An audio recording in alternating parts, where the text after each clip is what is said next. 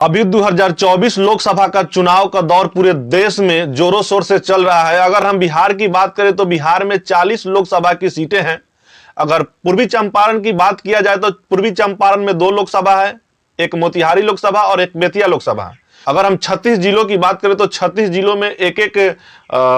Lok Sabha seat है और मोतिहारी और मुजफ्फरपुर में 2-2 लोकसभा सीट है, यानी 36 और 4 40 लोकसभा सीट है। यानी बिहार में पूरे 40 लोकसभा सीट है और इस 40 लोकसभा सीट में सबसे दिलचस्पी वाली जो लड़ाई होती है दो लोकसभा में होती है। एक मुजफ्फरपुर जिला में जो 2 लोकसभा है उसमें, एक पूर्वी चंपारण में जो दो लोकसभा सीट है, एक मोतिहारी और एक बेतिया। इस दोनों का लड़ाई जो है काफी दिलचस्प देखने को मिलता है। लेकिन इस बार बेतिया का जो लड़ाई है वो दिलचस्प नहीं होगा, लेकिन मोतिहारी का जो लड़ाई है वो दिलचस्प होगा, क्योंकि वर्तमान में बीजेपी के अभी सांसद से और उनका जो टक्कर है महागठबंधन के डॉक्टर राजेश कुमार के साथ होने वाला है। क्योंकि डॉक्टर राजेश कुमार जो है वह महागठबंधन के वीआईपी से उनको टिकट मिला है और राजेश कुमार जो है वह रण के मैदान में उतरे हुए हैं। लेकिन बड़ी और दिलचस्प वाली बात यह है कि दंपति यानी पति और पत्नी दोनों जो लोग हैं वह इस चुनाव में उतरे हुए हैं। यानी डॉक्टर राजेश कुशवाहा जो है वह भी वीआईपी से उनको टिकट मिला है और वो भी इस लोकसभा चुनावी दौर में उतरे हुए हैं। और राजेश कुमार की जो पत्नी है आशा सिंह, वो भी इस चुनावी दौर में उतरे हुए हैं और हाल ही पेपर में दिया हुआ है कि दंपति आमने सामने। तो इस बार की जो लड़ाई होगी काफी दिलचस्प की वाली बात होगी। अगर राजेश कुशवाहा की बात किया तो इनको वीआईपी से टिकट मिला हुआ है, लेकिन उनकी पत्नी जो आशा सिंह है उनको किसी पार्टी से टिकट मिला नहीं है, वो निर्दलीय इस चुनावी रण क्षेत्र में उतरी है। तो आप समझ सकते हैं कि पहले डॉक्टर राजेश कुमार का जो लड़ाई था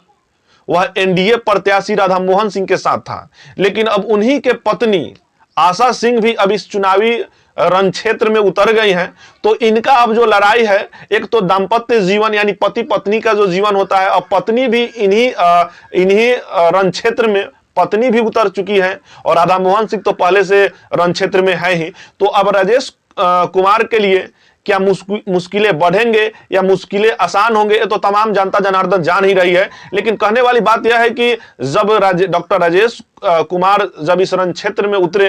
तो उनकी पत्नी आशा सिंह भी निर्दलीय से इस रण क्षेत्र में उतरी है। अगर बात किया जाए डॉक्टर राजेश कुमार की,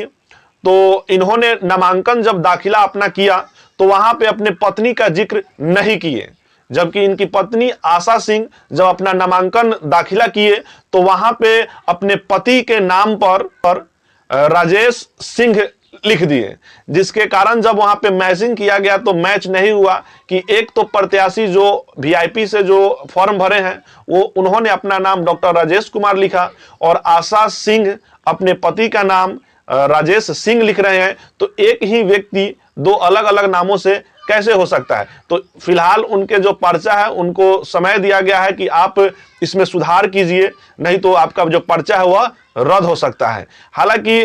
पता यह चल रहा है कि जो आशा सिंह है वह सच में डॉक्टर राजेश कुमार की पत्नी है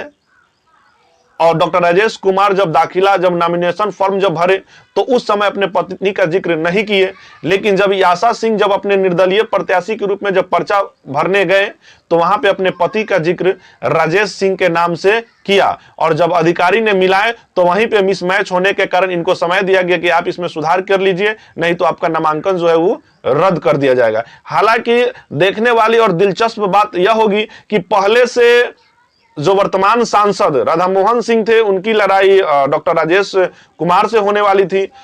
अब डॉक्टर राजेश कुमार की भी पत्नी इस रण क्षेत्र में उतर गई है, वो भी निर्दलीय, वो किसी पार्टी पॉलिसी से नहीं, और उनके बारे में भी कहा जाता है कि इनको ज्यादा पार्टी पॉलिसी से कोई लगाव भी नहीं रहता है। लेकिन आखिर खड़ा होने के पीछे का आखिर रीजन क्या है, राज क्या है कि आशा सिंह एकाएक इस रण क्षेत्र में, इस चुनावी क्षेत्र में एकाएक उतरने के पीछे का आखिर कारण क्या है कि जिनका चुनावी क्षेत्र से, चुनावी दौर से लगाव नहीं होते हुए भी निर्दलीय प्रत्याशी के रूप में अपना नामांकन दाखिला किया है। हालांकि अगर मोतिहारी की बात किया जाए तो मोतिहारी में अब तक 5 व्यक्ति का नामांकन जो है वो रद्द कर दिया गया है। अभी भी प्रॉपर 13 व्यक्ति ऐसे हैं जिनका नामांकन सही है और त्रुटि के लिए उनको सुधार का समय भी दिया गया कि आप सुधार करके दे सकते हैं, अगर नहीं देंगे तो वो नामांकन जो है वो रद्द कर दिया जाएगा। अभी तक 13 प्रत्याशी जो है वो मतलब उनका कोई डॉक्यूमेंट गलत नहीं और 13 प्रत्याशी जो है